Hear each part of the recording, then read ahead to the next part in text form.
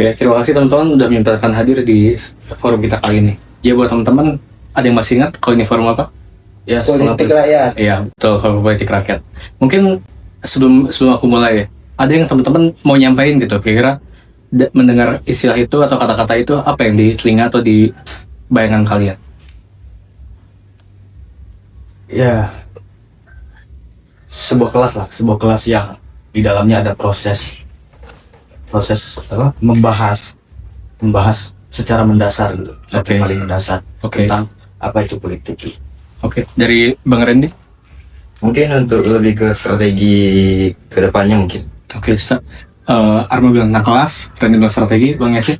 Kalau saya, oke, sebelumnya mau kenalan dulu nih Iya. sama berdua ini. Oh iya. Kenalan dulu dong. Kita Ais, Yasin, Mustafa Pak. Yasin. Randy bang. Mantap. Oke, Oke. terima kasih. Izin materi Iya. forum politik rakyat ini, saya kira saya dapat pemberitahuan nih, Iya. bahwasanya ada sekolah politik rakyat. Iya. Hari ini alhamdulillah hadir ya. Kalau saya sih sebenarnya melihat forum ini, tentu kalau kita bicara politik sebenarnya banyak cakupan, mulai tentang kebijakan, kekuasaan, Iya. apapun itu mungkin cukup kaya lah terkait pengertian dari politik, berbicara tentang input, proses dan output. Mungkin itu. Oke, terima kasih Bang Yasin. Ini pengertian dari apa? Definitif ya, maksudnya dari wawasan perkuliahan pasti. Jadi buat teman-teman, kalau kita bicara politik, mungkin kita tarik sejarah sedikit ke tahun 1980. 1780. Ada peristiwa apa di sini kira-kira? Revolusi. Belum. Revolusi di 1789. Oh yes. 89. Iya. Iya. Jadi buat teman-teman tahu, dan di 1780 ada sebuah budaya dari masyarakat yang sampai hari ini masih kita lakukan gitu. Kira-kira apa? Apa? Ada yang mau bicara? Namanya warung kopi.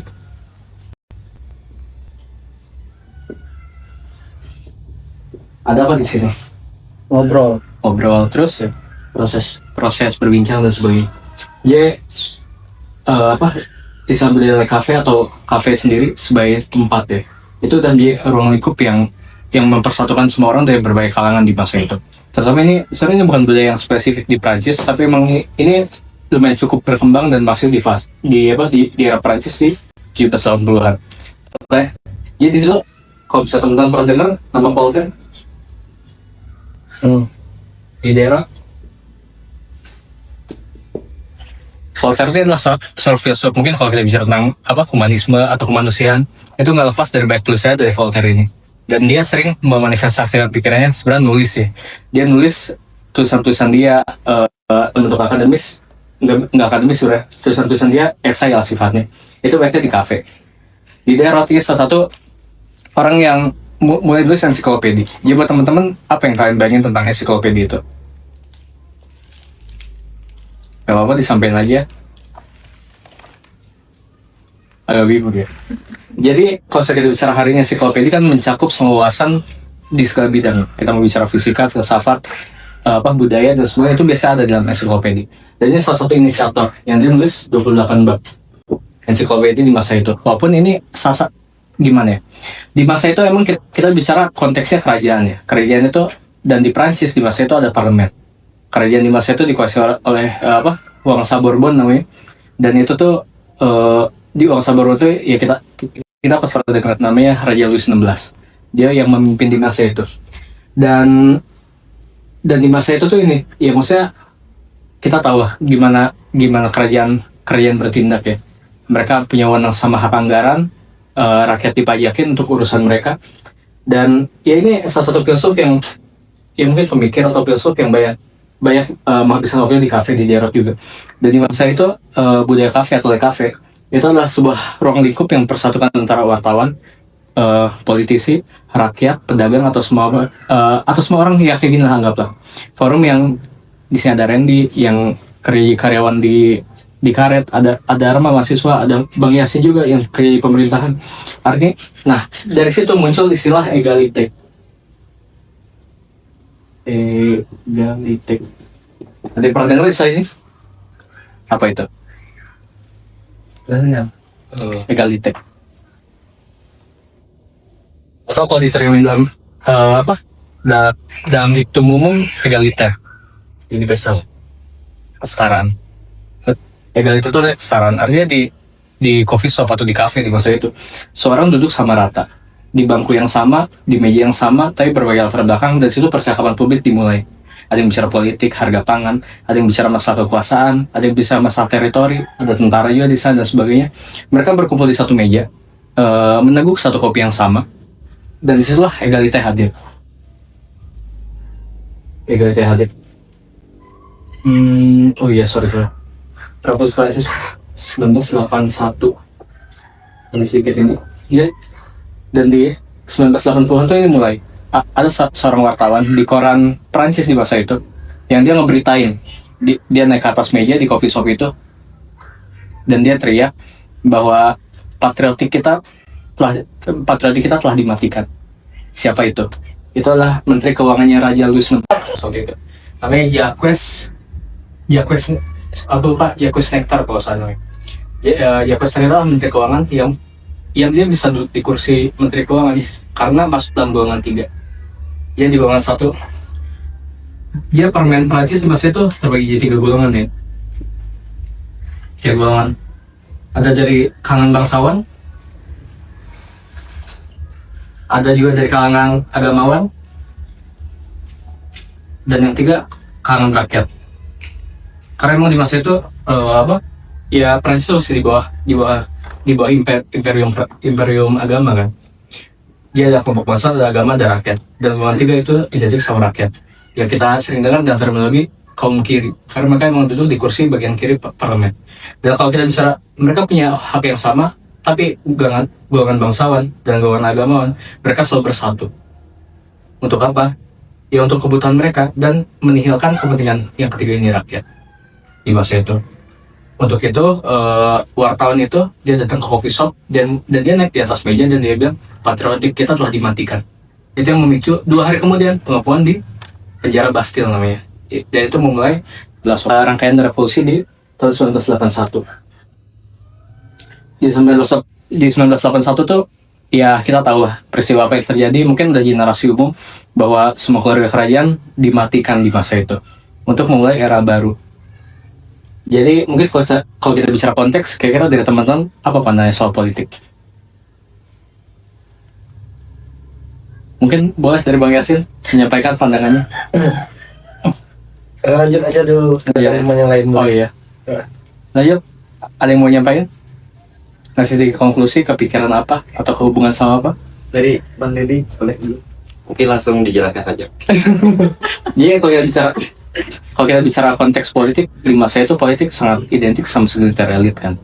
Di masa Prancis sebelum melahirkan negara modern itu ada 3 golongan di parlemen, bangsawan, agaman yang bisa dibilang saling bersekongkol. Kenapa? Karena kita bicara soal rakyat, mereka yang ditariki pajak paling besar. Tapi mereka juga yang paling gak dapat apa-apa bahasa ini. Itu yang ngebuat kontrol modern menciptakan res politika. Montesquieu itu. Apa? Eksekutif, pemerintah, legislatif, parlemen, yang 3 yudikatif. Dia instansi hukum yang berada di sana juga. Jadi kalau misalkan kita bicara definisi, ya ini mungkin latar sejarah sih yang menciptakan kayak kenapa kita hanya bisa bicara politik. Karena kalau kita kembali di masa itu kita nggak bakal bisa bicara politik. Kecuali emang tongkrongan warung kopi. Jadi mungkin apa yang membedakan diskusi kita sekarang dengan tongkrongan di warung kopi? Kira-kira apa? Mungkin inilah kita lebih mengupas, artinya kita melihat masa lampau kan, menjadi acuan juga kan. Iya. Kenapa bisa terjadi, bagaimana sistem politik itu bekerja kan. Iya. Mungkin lebih ke situ. Oke. Yang lain? Iya, jadi ya kalau kita bicara politik hari ini, ya kalau kita bicara definitif mungkin yang paling dasar, ya sebenarnya ada 3 definisi lah. Aristoteles bilang kalau politik itu untuk kesejahteraan masyarakat. Ada misalnya Andrew Haywood, dia bicara soal strategi dan teknik. Mungkin kalau lebih sama apa yang disampaikan soal Randy itu. Kalau kita bicara tentang gimana cara merebut apa. Tapi definisi lain yang Harold Laswell namanya. Dia salah satu konsultan politik juga di Amerika di era lampau. Yang dia bicara politik itu adalah mendapatkan siapa, mendapatkan apa, kapan, dan dengan cara apa. Kurang lebih kayak gitu. Ya, mungkin ada yang mau ditanyain? Tapi kalau sistem politik hari ini, Hmm? apakah itu benar-benar real ya? Real dari sistem politik, memang dari sejarah-sejarah politik sebelumnya yang dijelaskan seperti ini? Apakah memang seharusnya seperti itu sampai pada politik hari ini? Kalau gitu, oke, terima kasih Bang Yasin. Ya, kalau misalkan kita bicara tentang relevansi politik modern itu kan berhubungan sama masyarakatnya. Di masa lampau adalah masyarakat masa lampau, hari ini masyarakat hari ini. Kita bicara pertemuan, yang maksud pertemuan hari ini adalah termasuk yang direkam hari ini. Ini kan indikasi ada perkembangan budaya ya. Kalau dulu diskusi di warung kopi, ya udah, maksudnya kita ngobrol, melemparkan opini, dan biasa berakhir di penghakiman. Tapi apa yang membedakan, harapannya dari forum politik itu muncul sebuah diskusi tentang terus setelah kita menghakimi, apa selanjutnya, apa yang diperbuat, gimana cara menyelesaikannya, dengan langkah apa, kurang lebih kayak gitu. Dan kalau saya bicara apakah politik di masa itu kalau konteksnya sama hari ini, itu sebagai pembelajaran dan sejarah, karena itu balik lagi relevansi politik karena berkaitan sama masyarakatnya. Hari itu masyarakat masih berpikir dengan cara kayak gitu, hari ini masyarakat udah berpikir dengan cara yang beda, terutama oleh perkembangan ilmu pengetahuan kan. Nggak ada ilmu pengetahuan itu yang sifatnya stagnan banget. Kalau kita bicara politik hari ini selalu berkembang, dinamis, orangnya, pemikirannya, ya sengaja dari 1970 kita sempat cukup sering bicara postmodernisme kan.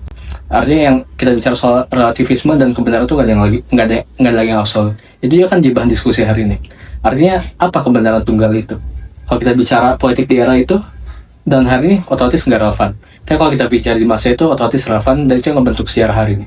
Hari ini karena ya sebagai pedagogi politik ya, pedagogi politik atau sejarah lah. Masa lampau adalah hari ini adalah masa lampau. Artinya emang manusia itu sebenarnya hidup dalam siklus pola dan lingkaran yang berulang sebenarnya. Kalau dalam sosiologi kita mengenal istilahnya stratifikasi generasi. Apa yang teman-teman sering sebut sebagai Gen Z, Gen X, Gen Y, itu kan nggak lepas dari perubahan pola masyarakat. Tapi kenapa pola itu terbentuk? Pertanyaannya. Kenapa kita harus mendefinisikan orang berdasarkan generasi? Itu kan stratifikasi yang kalau dengan cara gampang ya, kita hitung antara 15 sampai 25 tahun, itu muncul generasi baru. Kita bicara misalnya kayak ada silent generation sebelum Perang Dunia Kedua. Setelah Perang Dunia Kedua ada naik baby boomers. Setelah baby boomers di tahun 67 atau 68 itu muncul namanya Gen X. Setelah Gen X ada Gen Y yang disebut milenial. Hari ini ada Gen Z, dan mungkin yang bukan teman-teman sih, anak-anak sekarang yang masih di bawah 10 tahun usianya ya masuk Gen Alpha itu.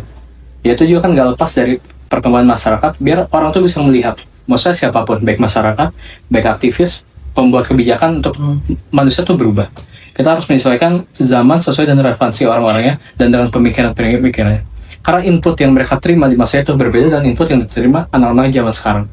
Apa yang ada istilah yang muncul, kalau misalkan Gen Z itu agak lemah sama komitmen, itu muncul kenapa?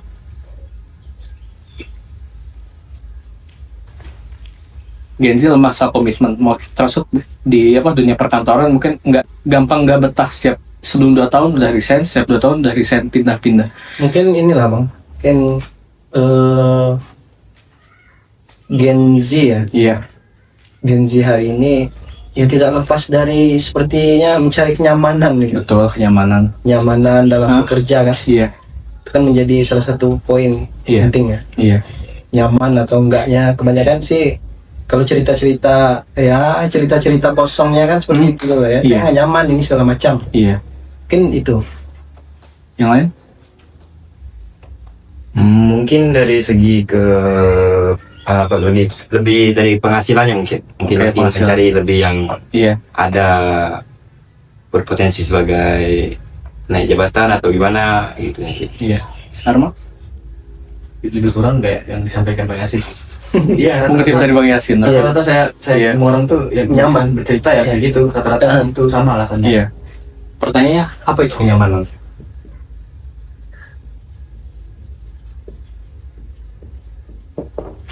Sebenarnya kenyamanan inilah sebelumnya ya merasa tenang, bisa jadi juga karena, tapi lebih tepatnya ingin seperti apa ya, dibilang bebas enggak juga lah. Iya.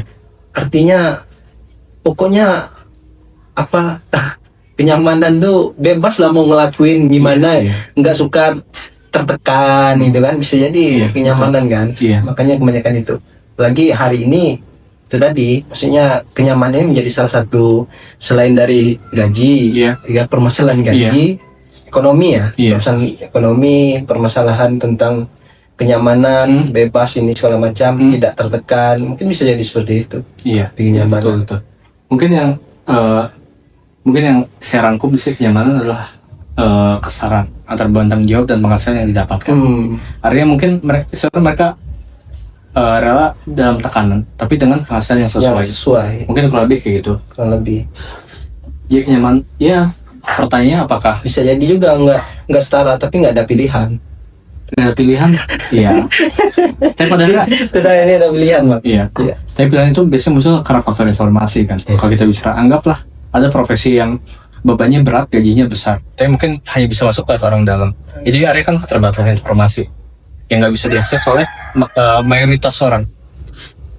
Karena hari ini kita bicara Gen Z ya. Gen Z mereka yang lahir di era .com. Kalau di Amerika bisa disebut .com bubble atau era .com atau era internet gitu. Jadi mereka sudah membuat informasi itu dikonsumsi harian. Itu adalah apa yang nggak dilakukan oleh generasi selanjutnya.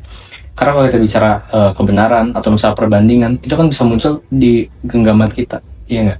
Kita membandingkan gaji dan profesi A dan peran ini setara nggak sih sama pekerjaan di tempat lain dan porsi dan posisi yang sama. Itu yang membuat perdebatan yang itu muncul. Akhirnya rasa ketidaknyamanan itu muncul, dan itu nggak lepas dari yang disebut badai informasi mungkin. Badai informasi hari itu artinya masalah Gen Z kita bicara.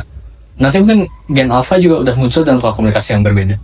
Karena Gen Z dilahirkan dengan pola internet 1.0 kan, dimana informasi itu website sifatnya masih informatif. Lalu kita transisi, ya mungkin kita kenal kayak Facebook, Instagram dan sebagainya. Kita bisa komentar, kita bisa interaksi, kita bisa chat di foto orang atau apapun yang mereka posting. Itu era internet 2.0. Dan hari ini generasi Alpha udah akhir lagi di bubble ketiga itu. Kita nggak tahu nanti kedepannya bakal kayak gimana era internet dimanfaatkan, yang pasti bakal berkembang. Dan semua orang harus agile, harus bisa berubah menyesuaikan sama zaman kayak gitu. Asik. Jadi sebenarnya ini sih untuk forum ini ya mungkin kalau sama materi bakal menyesuaikan sama teman-teman yang di pandangan, yang di keresahan, yang dibagikan silahkan. Kalau saya sih tertarik ngikutin forum ini karena hari ini kan forum politik rakyat, artinya sekolah politik rakyat. Kalau kita bicara tentang sekolah, ya artinya mendapatkan inilah ilmu pengetahuan kan, mendapatkan ilmu pengetahuan. Karena memang kalau kita bicara politik ini menurut pandangan saya, tidak ada 3 poin penting yang harus kita pahami dalam politik ya. Yang pertama berbicara tentang kekuasaan, setelah itu berbicara tentang sistem dan proses, sampailah kepada nilai apa yang bakal diberikan ya, dari hasil dari politik itu. Mungkin bagaimana mengikuti forum ini, setidaknya sedikit banyaknya tentu mendapatkan pembelajaran gitu. Maksudnya politik itu sih apa dan harus bagaimana, dan idealnya ketika memegang kekuasaan itu seperti apa. Ini kan menjadi salah satu bentuk kita sebagai masyarakat biasa yang sesuai tadi, ada bangsawan, ada ini sampailah ke rakyat, ya kan. Setidaknya kita harus memahami gitu kan, bagaimana politik ini bekerja sebenarnya, sesuai dengan yang saya tahu tadi, yang dibilang politik itu kan bicara tentang kekuasaan, berbicara tentang kebijakan, sampailah distribusi nilai-nilai apa dari sistem dan proses yang dibuat. Mungkin seperti itu. Terima kasih Bang Yasin atas masukannya juga. Ya mungkin kita langsung teknis saya beralih ke bahasan soal ini. Gimana tonton? Udah. Iya. Sebenarnya saya tarik belakang tadi. Saya sepakat bahwa memang politik ini kan bahkan hampir menyentuh segala aspek kehidupan kita sehari-hari. Iya. Nggak tahu ya kalau cinta ya, Iya. apakah ada politik di dalamnya? Saya rasa kalau di dalam cinta ada politik mungkin ada apa namanya? Ada proses. Ada Ada ya. dan cinta ada. Ya. Nah itulah bisa dikatakan bahkan hampir menyentuh segala aspek kehidupan kita. Dan juga yang dikatakan Bang Randy tadi kan terkait strategi gitu. Iya. Kadang saya juga sering tuh dengan kawan-kawan waktu di kampung gitu kan, bagaimana cara ketika mereka di situasi ingin mendapatkan sesuatu, bagaimana caranya mencapai itu. Nah itu kadang sering tuh di telinga saya, wah pandai di politik kau nih katanya. Nah jadi kan bisa disimpulkan di situ, saya kira memang tidak terlepas dari kehidupan kita sehari-hari gitu politik. Iya. Termasuk bahan dapur kita bahkan. Seperti ya bahan-bahan pangan kita kan. berasal dari politik. Berasal dari politik gitu atas kebijakan politik ya. Iya. Nah, saya kira memang forum politik rakyat ini ya bahkan sangat penting bisa saya bilang. Kenapa? Ya karena hari ini yang pertama kita memperoleh pengetahuan tentang politik itu kan saya rasa rakyat Indonesia tidak semuanya gitu dapat pengetahuan tentang apa itu politik, kenapa harus paham politik gitu. Ya kan politik bukan hanya soal kekuasaan tadi kan, bukan soal kekuasaan siapa saja yang duduk di kursi, tapi mengatur hidup kita sehari-hari. Kita susah makan, sistem kan. Kita susah makan itu bisa jadi apa? Atas kebijakan politik gitu. Nah, menurut saya ya, ada sedikit apa? Mohon maaf ya, mohon maaf ya. Artinya memang yang dibilang Gusta ya, Iya. yang dibilang Gusta tadi sampai ke makan ya, Iya bahkan. berasal dari kebijakan ya. Iya. Selain dari kebijakan, yaitu tadi memang sedikit banyak politik ini sangat mempengaruhi, sangat mempengaruhi. Iya. Tapi dalam artian memang ya sebenarnya di lain dari sisi politik juga ada sisi sosial ya kan. Ada sosial yang harus kita pahami juga kan. Ya saya rasa mungkin di forum ini nanti kita bisa dapat Iya, kita bisa tentang membedah. itu. Iya, membedah itu. Iya. Ya, Oke. Oke, ya dari saya Bang. Iya. Mungkin nih saya ambil kesimpulan dari Bang Musta ya Bang. Ya. Strategi apa sih yang akan kita pakai untuk lanjut ke era selanjutnya? Atau dari era sebelumnya ada yang tertinggal, terlupakan, atau bagaimana? Oke, terima kasih Bang Randy, Bang Arman, dan Bang Yasin udah memantik untuk ke depan apa aja yang bakal kita obrol.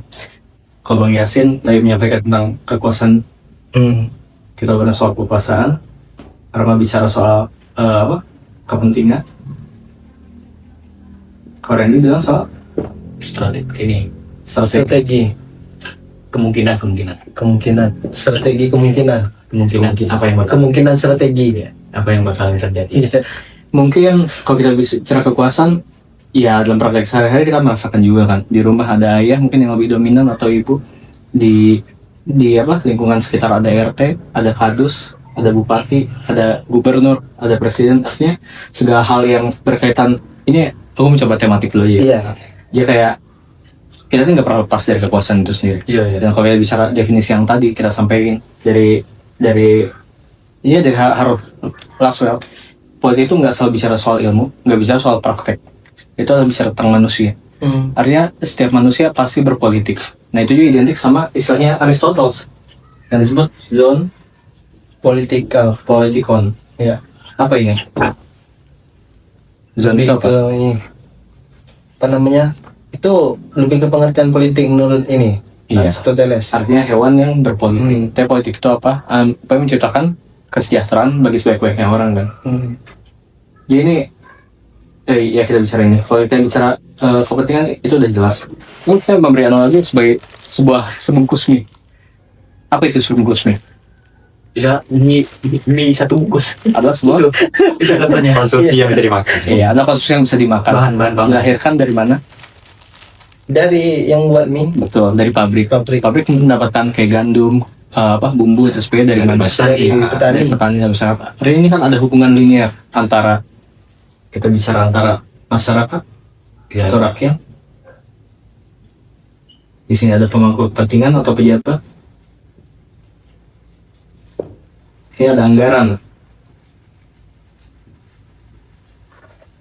Gimana proses decision making atau pembuatan keputusan itu terjadi gimana? Dari pemerintah, dari legislatif.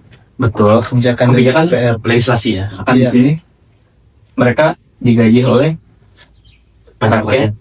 Akhirnya rakyat menyatakan jumlah pajak yang dianggaran. Dan pada akhirnya uang rakyat bakal dikelola oleh para pejabat yang dipilih oleh rakyat. Triangularnya mungkin kurang lebih kayak gitu. Kalau kita bicara strategi, ini nggak lepas dari bukan definisi sih, tapi lebih ke yang disebut ini teori of justice.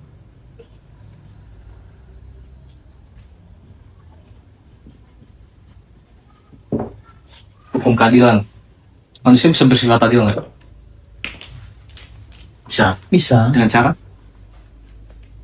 Ya, artinya adil ya sesuai dengan tupoksi kan. Untuk tahu itu adil, indikatornya apa? Ya kalau menurut saya Sepakat. sesuai dengan kapasitas yang diberikan. Oke. Antara A dan si B yang diberikan sesuai dengan kapasitas. Oke. Saya rasa itu sudah bagian dari adil. Oke. Arma, keadilan apa? Kesepakatan. Oke. Sama sih saya besar. Tapi beda, adil dengan keadilan beda. Kalau adil, Teori keadilan. iya. Iya. Nah, kalau adil beda sama keadilan. Artinya yang saya sampaikan tadi antara si A dan si B sesuai dengan kapasitas itu menjadi adil kan. Iya. Nah, tapi kalau bicara keadilan, ya artinya sesuatu yang tertindas yang harus mendapatkan keadilan itu beda lagi. Iya. Oke, mungkin kita pakai definisi dari John Rawls saja ya. John Rawls tuh bilang manusia lahir ke muka bumi aja udah nggak adil. Kenapa? Ada yang lahir sebagai orang miskin, ada yang lahir sebagai orang kaya. Ya. Ada yang mereka saat lahir udah disokong dengan semua fasilitas. Contoh kita lihat anaknya Raffi Ahmad. Ada juga yang lahir di dusun yang nggak punya akses apa-apa, bahkan harus ngelahirin sendiri gitu. Kita dari lahir aja udah nggak adil. Dan kalau saya menurut John Rawls, manusia itu hanya bisa adil kalau kita menciptakan perjanjian sebelum semua manusia itu terakhir ke muka bumi. Itu yang disebut konsensus atau konsensual. Itu yang ngebuat pada akhirnya emang mungkin keadilan tuh nggak bakal terjadi di muka bumi dan manusia itu nggak bakal bersifat adil. Karena kita lihat hari aja apa yang adil tuh, gaji presiden sama gaji karyawan pabrik beda. Itu aja udah nggak adil. Hari ini keadilan tuh mungkin kita bicara keadilan lebih ke konsensual sih. Ya balik lagi ke definisi politik tadi, siapa mendapatkan apa, kapan dan dari. Iya. Dan kalau mungkin ini poin yang menarik juga dari Alma, apakah cinta mencakup poin politik? Karena subjeknya manusia otomatis itu politik juga. Arya kan bicara tentang kepentingan. Aku mencintaimu, kamu harus mencintaiku balik. Di dalam merebut cinta ya. Bahkan kalau kita bicara ya maksudnya Valentine itu sendiri kan itu adalah lahan basah buat industri coklat. Ya kalau kita bicara di banyak tempat, industri coklat tuh penuh sama eksploitasi dari ini ya petani coklatnya kan. Ya itu juga ya mencakup aspek politik. Ya kalau bicara coklat di Valentine tuh udah jadi kayak hal yang lumrah kan di kepala kita. Coklat sadan Valentine sadan coklat. Padahal itu juga nggak lepas dari kebijakan politik. Ya kita bicara beralih ke Indomie. Indomie ini lahir dari kebijakan. Kenapa ada bungkus yang disepakati? Misalnya kenapa sih bungkusnya nggak kresek aja? Mungkin karena mengandung timbal atau apa. Dari bungkus ini ada pajak nggak yang diterima sama pemerintah? Iya. Atau sama pengelola anggaran kita ada atas dasar apa kebijakan juga. Artinya di sini ada konsensus para pejabat yang mengambil keputusan untuk menentukan apakah produk ini gimana cara distribusinya. Kalau aku lihat di sini kan dari Pasuruan bisa sampai ke kabupaten ini, artinya ada pola distribusi. Terus dari bungkusnya, dari pajaknya, ini yang menentukan di sini. Lalu karena ini sebagai konsensus masyarakat, dilahirkanlah pemilu setiap 5 tahun, baik itu legislatif ataupun eksekutif untuk menentukan. Tapi pokoknya ada di anggaran ini, ya gimana caranya ini secara efektif membelanjakan anggaran ini yang orientasinya kembali lagi ke sini, kayak gitu. Tapi biasanya apakah praktik di lapangan sama teori itu kan biasanya berbeda. Oke, itu. Berbeda. Hmm. Jadi gimana ya? Artinya memang rakyat hari ini memang menginginkan kebijakan yang pro Hmm. terhadap rakyat dari pemerintah. Oke. Dan juga pemerintah juga ya sebagai inilah artinya memang bekerja sebenarnya untuk rakyat. Hmm. Nah jadi bagaimana memang bekerja yang pro rakyat itu bagaimana itu saya masih menjadi tanda tanya itu. Oke. Artinya kan kebanyakan memang ya saya sudah bekerja sebenarnya. Hmm. Artinya memang tugas-tugas dan pokok tanggung jawab sudah bekerja. Nah kalau persoalan puas dan tidak puas itu kembali lagi misalnya kan banyak seperti itu. Iya. Nah bagaimana menanggapi fenomena bahwasanya kan kebanyakan itu terjadi gitu. Hmm. Fenomena yang seperti itu. Iya. Kalau kita memahami politik, saya rasa politik ini apa ya? Dibilang luas, ya dia cukup luas. Hmm. Tapi secara teori mudah dipahami gitu. Nah ini menjadi tanda tanya gitu. Kebanyakan mereka yang berpolitik bukan hanya sekedar yang disampaikan oleh Gusta tadi, Iya. bukan berbicara tentang pemilu saja, ya kan? Iya. Tapi politik sebenarnya lebih dari itu. Sampailah kepada ada cinta katanya. Iya. Cinta itu ada politika di dalamnya. Iya. Kan lebih dari sekedar bukan hanya sekedar pemilihan. Hmm. Nah, ini menjadi salah satu bentuk tanda tanya saya secara pribadi kan. Artinya di forum politik rakyat ini mungkin kita bisa diskusi terkait tentang itu. Oke, terima kasih Bang Yasin juga untuk menyampaikan pandangannya. Dia pada bicara soal ilmu sendiri dan bicara politik. Mana yang lebih dulu, praktiknya atau ilmunya? Jadi kayak Prakteknya dong. Prakteknya. Praktek itu muncul jauh lebih lama daripada kehadiran politik secara disiplin ilmu. Pertanyaan kenapa sih harus dilahirkan? Kenapa sih kita nggak langsung praktek politik aja langsung? Kenapa kita nggak biarkan politik itu sebagai konteks aja? Biarkan orang berpolitik tanpa ada dasar ilmu itu. iya.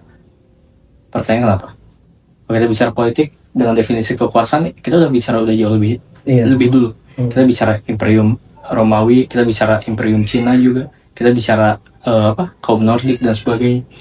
Mereka udah berkuasa, mereka membuat kebijakan, mereka udah berpolitik juga, menguasai kepentingan rakyat. Tapi kenapa ilmu yang dilahirkan? Karena ilmu itu nggak lepas dari upaya untuk mengembangkan.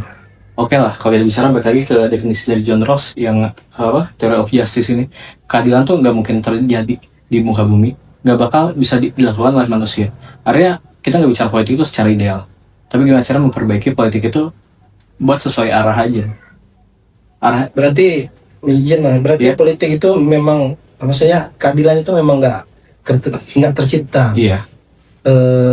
Tapi apakah ada maksudnya untuk bisa menciptakan keadilan itu ada nggak Yang paling teori untuk menciptakan keadilan itu sendiri? ya mungkin paling dasar ya teori-teori yang dipelajari oleh ilmu hukum ya, tentang gimana ya ada banyak kan. ya artinya inilah artinya memang bicara tentang adil, bicara tentang tidak adil ini kan sebenarnya yang disampaikan tadi untuk teori Ahmad itu pastinya udah dari akhir udah dibuat tidak adil seperti itu. Iya. Mungkin saya memandangnya ya seperti itu. Artinya yang saya sampaikan tadi, maksudnya adil sesuai dengan kapasitas, adil yang sesuai dengan perilaku. Iya. Mungkin itu tadi yang dibilang abang tadi kan, Iya. tentang keadilan itu. Mungkin ada tanggapan lah dari kawan-kawan yang lain. Menurut saya ya keadilan, saya sepakat bahwa adil yang sebetul-betulnya selagi masih di bumi, saya rasa memang tidak akan pernah terwujud. Karena memang kalau menurut pandangan saya, keadilan itu konsepnya apa ya? Seperti baik dan buruk. Jadi konsepnya relatif gitu. Relatif. Jadi keadilan atau hukum di suatu negara itu kan berdasarkan kesepakatan. Mungkin ada barangkali orang-orang yang tidak sepakat, tapi tetap disepakati oleh pihak-pihak yang berwenang gitu. Menurut saya begitu. Oke. Ini Untuk di sekarang ini, apakah masih ada pejabat yang tidak mementingkan diri sendiri? Berani untuk kemana tadi? Asli. Artinya memang kalau kita bicara adil ya bang, ya saya latar belakang saya ini ya, maksudnya saya mempelajari itu. Iya. Artinya, ya kalau ketika kita kalau kita bicara hukum kan bukan bicara tentang salah dan benar aja bukan, Tapi kita bicara tentang hukum adalah bicara tentang prosesnya kan. Prosesnya juga kita harus tahu nih. Iya. Proses kan. Bicara tentang hukum bukan tentang salah, benar atau salah lalu di penjara enggak. Tapi ada yang lebih dari itu. Artinya memang sebagai ini masyarakat nih kita apa ya, maksudnya yang praktik, orang yang paham tentang praktik hukum itu kan artinya bicara tentang keadilan perlu juga mengedukasikan masyarakat. Oke. Ya kan, artinya memang kalau di luar konteks ini tadi ya, politik ini udah masuk pula ke hukum kita cerita. Iya. Tapi masih konsepnya sama tentang keadilan tadi. Oke lah, artinya yang saya sampaikan tadi ada sesuai dengan kapasitas. Ya kan, ada sesuai dengan kapasitas, ini si A dan si B sudah diberi, tapi sesuai dengan tupoksi kan. Ya mungkin itu bagian dari, kalau menurut saya bagian dari adil gitu kan. Coba ini kita apa?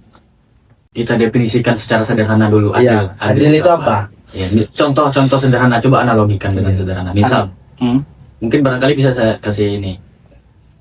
Setahu saya ya, kalau adil, misalnya ada orang dua, ya kita punya beras dikasih 1 kilo, itu kan adil tuh. Iya. Ya kan, itu yang dinamakan adil kan. Nah, cuman kalau di misalnya mungkin ketika ada satu kasus mungkin kan, itu kan keadilan apa? Keadilan seorang, hak seseorang untuk mendapatkan keadilan. Mungkin itu gimana tuh? Mungkin saya kurang tahu juga. Iya. Setahu saya yang paling sederhananya adil itu ya gitu. Ya, yang saya kasih tahu tadi. Iya. Kalau adil menurut saya itu mungkin saya bayangkan dia melakukan apa dan apa yang menjadi konsekuensi terhadap dirinya itu Itu adil apa keadilan? bagian dari adil untuk tindakan yang dia lakukan. Seperti itu. Itu adil atau keadilan? Keadilan. Keadilan. Iya, keadilan. Ya, kan? Bukan adil. Iya. Ya adil sesuai tupoksi saya bilang. Ini punya 2. Nah, ini punya 1, tapi sama-sama diberi. Kalau itu keadilan. Nah, itu adil kalau menurut saya. Tapi nggak tahu kalau menurut Gusta dan menurut Randy mungkin berbeda. Iya. Oke, terima kasih kalau udah memberi tanggapan. Jadi emang mungkin konsekuensi poin dasar itu benar sih, keadilan itu sama rata. Iya. Itu hal yang nggak mungkin diciptakan oleh manusia, bahkan dalam proporsi peran dan jabatan. Kalau bicara jabatan, seorang diberi jabatan ini punya hak dan kewajiban kayak gini, itu sifatnya bukan keadilan, tapi sifatnya konsensual. Iya, atau konsensus. Kenapa pada akhirnya yang dipakai konsensus atau konsensual? Karena keadilan itu nggak mungkin terjadi. Misalkan maling dihakimi oleh seorang hakim, hukum potong tangan atau penjara misal, apa? Ini keadilan bukan? Yang satu memutuskan atas nasib seseorang lainnya. Apa? Iya. Misal maling nih, Iya. ditangkap dan habisnya diputuskan oleh seorang hakim, hukuman kamu adalah penjara 5 tahun misal. Iya. Ini keadilan nggak? Tidak. Mereka sesama manusia, harusnya poinnya setara deh. Tidak. Iya. Hari ini Justru- ini aja udah nggak keadilan. Iya, betul. Artinya ada peran dan fungsi itu sifatnya konsensual. Kenapa? Karena lembaga hukum dibutuhkan untuk menjamin konsensus itu terjadi di tengah masyarakat. Iya. Karena kalau kita bicara keadilan, manusia lahir ke muka bumi aja udah nggak adil. Iya. Gitu. Tapi kalau untuk keadilan harus ditegakkan. Keadilan ya mungkin secara ya hukum itu sendiri kan hukum itu sendiri. Mas sedikit, perantau mas sedikit. Iya. Silakan Saleh. Keadilan harus Ya ditegakkan. toh, yang gue pernah dengar itu Ya. selain keadilan, selain kalau di dalam bahasa Inggris itu kan keadilan tuh apa? Justice. Justice. Ada tuh yang kesetaraan equality atau apa? Equality, ya. Equality Oke. before the law. Semua orang sama. Pernah di dapat hukum. perumpamaan lah. Iya. Misalnya nih kayak Yasin tuh kelas 3 SMA. Iya. Kau kelas 3 SMP. Iya. Yasin pulang jam 6 atau jam 5 sore. Iya. Kau pulang jam 12 gitu Iya. kan. Nah, secara kebutuhan pokok di saat sekolah, Yasin butuh 2 kali makan, Iya. sementara kau butuh 1 kali makan karena makan kedua kau bisa makan di rumah. Iya. Artinya orang tua memberi semacam equality, kesetaraan. Setara. Kesetaraan tadi, jadi Yasin dikasih 25.000 Iya. untuk 2 kali makan, sementara si Satu kali. kau Cuma satu dikasih 12.000. 12.000 untuk 1 kali makan. kali. Itu Tapi sama-sama diberi. equality kalau nggak salah itu kesetaraan itu Iya. tadi. Iya. Jadi, nah Sesuai itu. kalau yang kulihat Sesuai tupoksi yang di masyarakat tadi. kebanyakan ya di masyarakat itu Kan nggak bisa. Eh, Tapi memang dia tak adil sebenarnya. Itu keadilan. Iya. meletakkan posisi keadilan meletakkan posisi justice Iya. dengan posisi equality tadi itu seringkali dicampur adukkan tadi. Iya. Gitu. Jadi Iya. mungkin yang dasar manusia itu Pak. Cuman kalau tadi kan aku dengar juga ya Iya. kalau masalah keadilan itu tidak lahir di muka bumi, justru adil itu sudah lahir di muka bumi secara teoretik, akan tapi secara praktik itu naluri manusia bawaannya memang menganggap semuanya harus menganggap setara itu aku dikasih 10.000 kok juga dikasih 10.000, sehingga lahirlah iri dengki. Nanti itu perginya ke psikologi lagi kan, perginya lagi ke akhlak, ke moral dan lain-lain. Dan kita kalau bicara moral, kita bicara moralitas itu balik lagi ke referensi yang dibaca sama seseorang tersebut gitu. Jadi menurutku bicara keadilan itu memang bicara keadilan dan yang mempraktekkan keadilan kayak pejabat-pejabat publik memang orang-orang yang punya porsi dan punya literatur itu sendiri gitu. Jadi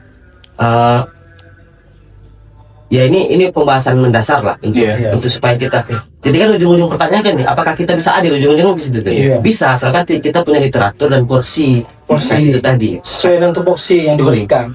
Makanya kalau misalnya seringkali kan klaim masyarakat kalau ada pejabat yang korupsi atau pejabat yang tidak adil, itu yang diklaim bukan otak dia mampu atau tidak, tapi moral dia mampu, moral dia bisa punya terlatih atau tidak gitu. Untuk memahami kondisi atau masyarakatnya. Jadi semuanya kayaknya saling berkesinambungan gitu. Kita nggak bisa bilang orang itu tidak belajar, tapi tidak belajar aja. Tapi kita juga bisa bilang emang orang itu belajar kadang tidak punya moral yang lain. Gitu. Itulah kira-kira maksudnya. Jadi Oke, terima kasih Bang Ikhwan telah memberikan pandangan juga. Ibu Kibo telah memberikan pandangan juga. Jadi kalau misalkan pertanyaan iri dengki itu adalah suatu hal yang alami atau dibentuk oleh masyarakatnya? Alami, Pak. Ya, alami. Kenapa? Naluri. Kenapa itu muncul? Ya karena itu tadi. Karena cara dasar seorang manusia untuk bersikap pada berbeda. Etiknya, itu moral ya. Mungkin nanti kita bicara moral. tapi kita bicara ini ya, Pak. Moral itu kan hasil dari proses ya, entah itu pendidikan ataupun gimana sih membentuk kualitas itu di keluarga atau lingkungan sekitar. Dan itu akhirnya kan muncul karena ada masyarakatnya. Masyarakat melahirkan individu melahirkan masyarakat, itu yang kita terima hari ini sebagai konsensus. Ya pada dasarnya mungkin anak-anak lahir ke muka bumi dan perasaan yang alami, mereka nggak ngerti sistem. Tapi sistem itu yang menciptakan mereka, itu yang membentuk pola pikir mereka. Kenapa di satu daerah berbeda pola pikir dan keyakinannya tentang sebuah sistem dibanding daerah lain. Kalau misalnya kita bicara mungkin Sumatera udah cukup sama lah, kita terasimilasi sama Jawa gitu. Di Jawa, akhirnya kita udah melihat, oh iya, sistem pemerintahan tuh kayak gini. Tapi kalau kita bergeser sedikit ke wilayah paling ujung di Papua, beda lagi. Sistem pemerintahan tuh nggak berlaku dengan cara yang sama, karena mereka sebenarnya masih tribalisme. Suara gubernur nggak lebih didengar daripada suara kepala desa. Apakah kepala desa sistem pemerintahan yang diakui di Republik ini? Kan bukan. Mereka tetap ada bupati, mereka tetap ada gubernur, tapi tetap pandangan masyarakatnya mengarahkan mereka pada kolektif mereka masing-masing, itu yang membentuk mereka. Mereka lahir di mana, dengan cara apa, dan masyarakat berpikir dengan cara gimana, itu yang membentuk mereka. Kayak gitu sih. Ya sebenarnya memang banyak keterkaitannya. Jadi sempat disinggung juga terlihat tentang hukum, adil. Iya. Politik ini itu tadi saya sampaikan. Politik ini banyak sekali yang berkesinambungan, berkaitan ya kan, dari kebijakan yang kaya pengertian. Artinya kalau kita bicara politik ini, saya rasa bisa-bisa nggak habis-habis. Kalau kalau bicara tentang secara teori mungkin lah, politik itu hanya sebatas tekstual, ya kan. Tapi kalau praktiknya mungkin luas, artinya lebih banyak lagi kan. Disampaikan tadi bahwasanya ada kesetaraan, bicara tentang keadilan, ya kan, bicara tentang politik. Hari ini nah ini cukup menarik di forum politik rakyat hari ini ya. Dan ini menjadi pembelajaran kepada kita semua. Saya rasa forum politik ini nggak cukup hari ini aja, tapi harus bersambung untuk selanjutnya harus bersambung kan? Karena ini bagian dari memantik nalar kita untuk berpikir, ya kan, memantik pengetahuan kita untuk saling sharing. Karena disampaikan tadi juga bilang bahwasanya bicara tentang ada nilai-nilai equality kan? Tapi itu menjadi bagian dari prinsip hukum memang. Kan di dalam prinsip hukum itu ini kita di luar konteks, nggak di luar konteks sih, tapi beralih sedikit tadi kita sempat nyinggung terkait tentang hukum kan. Berbicara ada di dalam prinsip hukum itu equality for the law, artinya prinsip ini semua orang setara di hadapan hukum. Mau apapun itu, kita bukan berbicara tentang siapa dia dan apa dia, bukan. Tapi kita berbicara tentang perbuatan, karena semua orang sama di mata hukum tadi, berbicara tentang perbuatan, kesalahannya apa. Dan sempat saya singgung juga tadi, kalau berbicara tentang hukum bukan berbicara tentang salah dan benar aja, bukan berbicara salah lalu di penjara, enggak. Tetapi ada yang lebih penting dari itu, yaitu bagaimana kita sebagai anak-anak muda, ya khususnya kita di sini lah, mengedukasi kepada masyarakat agar hukum itu bekerja sampai ke bawah. Itu. Nah, di forum politik rakyat ini mungkin ini menjadi ruang diskusi lah, ruang diskusi. Karena saya rasa untuk hari ini juga belum cukup kita bahas, masih banyak lagi kan sampai ke praktik, ya. Karena ini kan memang kalau kita bicara politik ini, kalau secara teori aja banyak, ya. Sampailah kepada menurut Aristoteles tadi yang sampaikan tadi, ada zon politikon itu dan segala macam. Itu lah. Oke, terima kasih Bang Yasin untuk masukannya. Kalau kita bicara implementasi atau praktik, sudah simple. Kita mau bicara hukum atau politik adalah ini bahasa Inggrisnya power. Apa itu power? Kekuatan. Kalau dia era sebelum adanya lahir Bang, itu muncul dalam bentuk penindasan kan. Kalau punya orang-orang yang bisa terikat sama kau, ya udah kau datang suatu daerah menjarah ataupun berkuasa di sana. Hari ini powernya adalah uang. Ya udah, uang aja. Kita nggak usah bicara di politik, kita nggak usah bicara di hukum, bicara soal uang aja. Dalam tindak politik itu apa sih yang nggak ada uangnya? Dalam bicara hukum apa sih yang nggak ada sogoknya? Gitu. Jadi kenapa sih percakapan ini dibentuk? Agar kita nggak mensimplifikasi atau menyederhanakan bentuk politik itu hanya sekedar soal uang. Iya, betul. Tapi ada yang lebih penting kan? Iya, untuk mengisi ruang-ruang itu, karena pada akhirnya masyarakat dikenyangkan kan oleh uang. Pemangku kebijakan, kepentingan, atau justru tapi kalau saya bilang apa, politik itu tujuannya sebenarnya untuk mensejahterakan rakyat. Iya, definisi dari Aristo. Iya kan, untuk mensejahterakan rakyat. Iya. Artinya cukup simpel, bergerak, bekerja untuk kesejahteraan rakyat, udah. Nah, tapi hari ini ya sesuai dengan ini menurut teman-teman lah. Keadilan sosial bagi seluruh rakyat Indonesia. Iya. Apa lagi? ya terlepas dari apa, dari sikap yang dilakukan oleh para politikus, itu kan kita bicara tentang idealnya politik kan. Maksudnya ketika dia melakukan penyogokan, berarti kan itu sudah ya tidak dibenarkan lah, bisa dibilang tidak dibenarkan lah, yang tidak dibenarkan dalam politik untuk sogok menyogok gitu. Berarti ya kan itu kan bukan berarti politiknya yang salah, tapi tindakan individualnya yang salah, kan tidak dibenarkan tuh sogok menyogok. Tapi hari ini yang terjadi malah itu kan sebaliknya, sogok menyogok terjadi hari ini. Berarti ada money politik kan. Dalam sistem PKD aja nggak boleh. Yang terjadi. Iya, diberikan sanksi kan. Iya, karena betul tadi, karena tujuannya itu untuk mensejahterakan rakyat gitu. Iya. Logikanya aja gini, misalnya dia mau mensejahterakan rakyat, tapi dia nggak membayar rakyat gitu. Justru kan tidak perlu kalau Berarti praktik yang salah. iya praktik yang salah dong. Ya secara logis saja kan, kalau dia mau mensejahterakan rakyat, buat apa dia bayar rakyat lagi gitu? Justru rakyatlah yang harus bayar kan? Mau bayar kok pajak Dari pajak tadi. Iya dari pajak tadi kan? Iya. Ya, terima kasih Arnold juga untuk masukannya. Jadi ya sebenarnya pengadilan itu bukan hal yang penting sih. Yang penting adalah uang. Sepakat nggak? Iya. Mau kesalahan sejahat apapun, Nah kalau itu mau praktek seburuk apapun, sama ada uang semua tuntas. Sepakat. ya sepakat. Sorry bang ini. Iya lanjut. Bang kayak Abdul Barus, Ahmad Barus. Iya. Ya sebenarnya kalau kita geser lagi ke uang, masalah uang, power tadi kan. Iya. Uang di hari ini atau ada power. Semua butuh uang. Betul, semua butuh uang. Nah makanya saya bilang kalau kita geser ke uang lagi bakal jauh lagi nih pembahasannya nih. Kenapa ada uang gitu? Emang orang-orang dulu pakai uang kan tidak? Cuman transaksi aja, Iya, barter sistemnya. Nah, kenapa hari ini ada uang gitu? Jadi kan pembahasannya bakal lebar lagi nih. Iya. Tapi kalau hari ini ya bisa gini, kita sepakat bahwa uang adalah power hari ini. Semua orang butuh uang kan. Dan itu balik lagi ke politik. Ke politikan. Iya.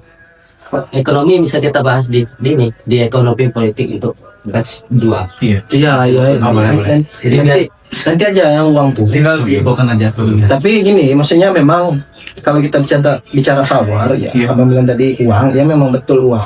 Dan hari ini kan, kalau saya secara pribadi di forum politik rakyat ini, bagaimana kita seideal mungkin lah bekerja dan memahami politik itu bagaimana kan? Kalau kita bicara power, ya uang tadi mungkin lebih yang disampaikan oleh Ustaz tadi mungkin bisa lebih jauh juga kan? Iya. Kenapa politik itu terjadi? Politik apa tadi? Money politik. Money politik itu Ya. terjadi kan? Itu kajiannya mungkin lebih ini kan? Lebih luas lagi kan? Memang kalau kita bicara powernya kalau bersumber dari uang semua, nah ini menjadi bahan diskusi yang menarik Iya. juga, ya kan? Pertanyaan kenapa korupsi itu dilarang? Baik itu di politik atau di hukum? Artinya memang Malih. ya simpel ya. Iya. Terlepas uangnya dari mana, sogok atau korupsi dilarang, kenapa itu kan favoritisme. Ada merubah keputusan dari orang yang harusnya A, Y, B, sepakat. Ya, itu dia. Ada yang orientasi untuk kesejahteraan rakyat atau menghukum si terdakwa yang salah. Itu berubah keputusannya. Karena uang itu kan. Tapi baik lagi orang juga bakal ngasih uang, kecuali mereka punya kepentingan. Dalam ranah hukum, politik dipermain di sini. Karena di situ ada kepentingan orang kan. Ada yang bersalah, pengen jadi tidak bersalah, karena ada praktek sogok gitu. Nah itu kan sangat sulit, bisa dibilang kan, bisa dilakukan. Iya. Sulit untuk mencapai sebuah sistem yang ideal. Iya. Karena ya terjadi terus gitu praktik-praktik yang tidak dibenarkan, yang tidak ideal tadi. Nah, gitu. Dan Ya, kalau idealnya kan Ya. tidak membayar kan, tidak menyogok atau Karena menyuap. Gitu. kan mungkin salah dari pandangan saya pribadi ya. Emang pemerintah itu adalah pejabat itu adalah masyarakat ya. Apa yang kita lakukan hari ini adalah mengedukasi masyarakat, harapannya bisa mendesak kepentingan itu terjadi. Karena hari ini masyarakat masih berpikir dengan cara sederhana. Sogokannya siapa yang paling besar itu yang dipilih. Tanpa peduli nanti dia bisa menghasilkan apa? Apakah berkesinambungan sama kepentingan dia secara pribadi? Nah ini kan berarti praktiknya yang salah. Iya. Praktiknya salah. Dan ini di forum politik rakyat ini mungkin bibit-bibit ini bisa memperbaiki. Iya. Karena pada dasarnya kan edukasi itu bukan mengharuskan semua orang harus mengerti, berhasil dan menerapkan itu dalam penerapan hariannya. Iya. Tem menciptakan konsep bahwa dia juga bertanggung jawab atas politik yang terjadi di sekitarnya. Ya. Dia yang mungkin itu yang bakal dibawa sama Randy ke tempatnya, atau ke tempatnya ada Bang Yasin ke tempatnya. Artinya memang kalau kita bicara soal politik itu kembali ke dasar kenapa sistem negara modern ini tercipta kayak gini. Ada hukum yang berdiri sama tegaknya sama eksekutif dan legislatif. Itu untuk memastikan praktek-praktek yang Ya. mengarahkan kepada ketidaksejahteraan itu dianulir kayak gitu sih. Hukum itu di atasnya. Iya. Uang Karena memang Tapi sorry saya potong dulu. siap. Saya agak tersentuh juga saya tadi waktu hukum di atasnya itu ya. Karena saya sempat membahas juga dulu kan. Iya. Sempat berdiskusi juga Iya. kan. Bahwa ya memang bisa ditarik kesimpulannya hari ini tuh bukan lagi hukum yang di atas tapi politik yang di atas Iya. hukum hari ini. Ya, artinya memang gini, sebenarnya ini saya sampaikan sedikit. Kita diskusi aja. Hukum produk politik kan. Iya, benar.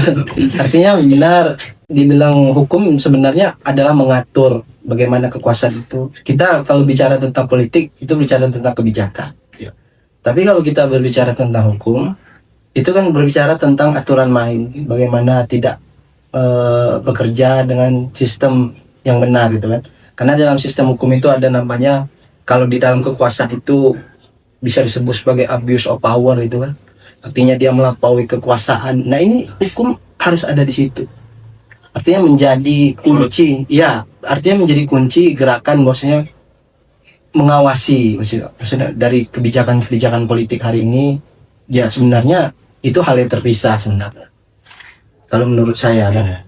Tapi kalau berbicara tentang abuse of power itu memang artinya kebanyakan pejabat-pejabat hari ini memang berkekuasaan itu, mempunyai kuasa itu takutnya melampaui batas atau menjadi sewenang-wenang gitu.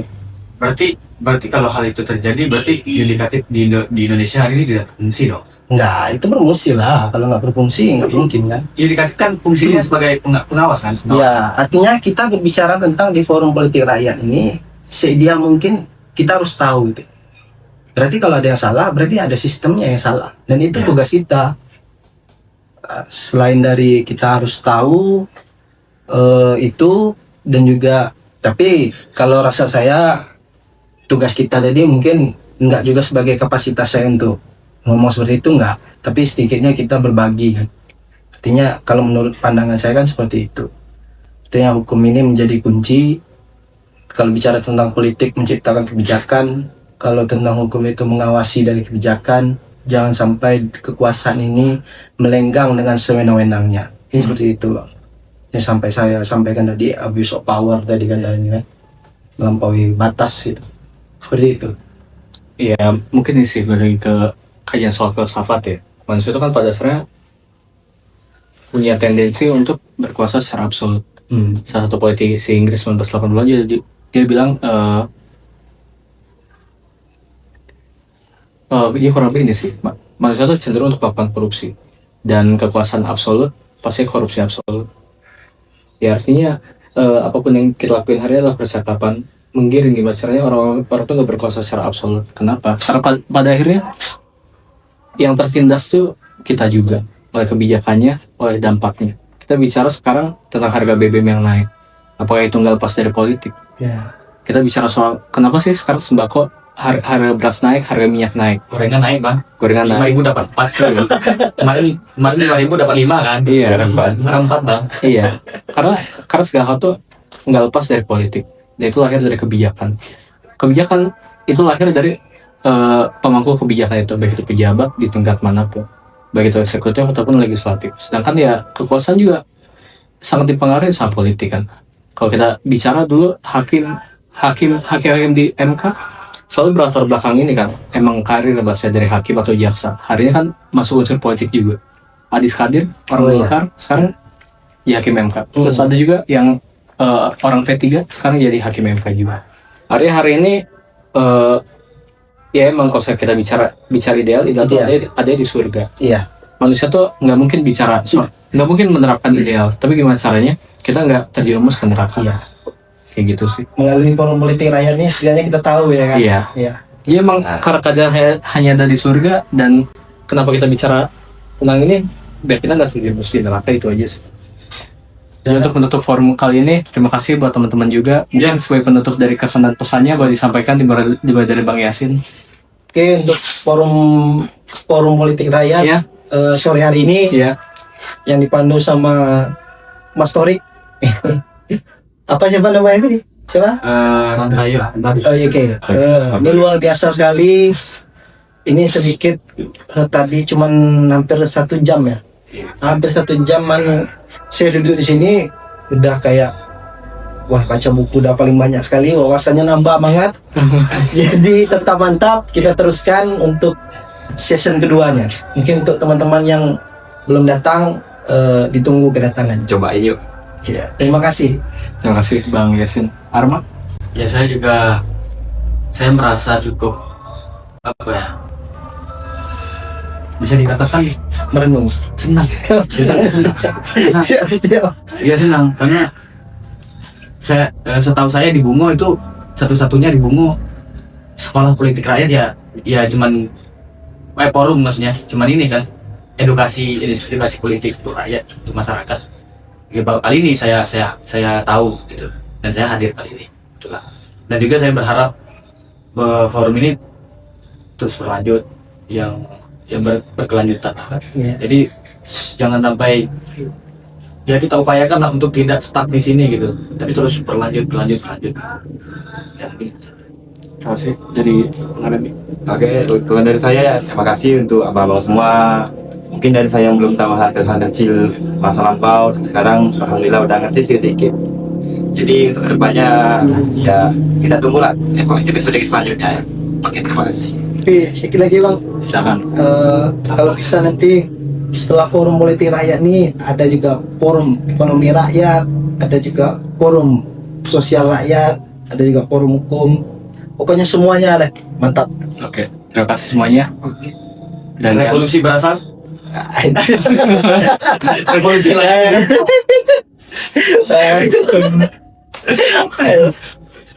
ya sebagai penutup, bukan berarti keakraban kita berakhir, tapi untuk menutup ini sebagai sebuah sebuah konteks kelas. Terima kasih untuk hadir dan sampai jumpa di Sekolah Politik Rakyat selanjutnya. Mantap.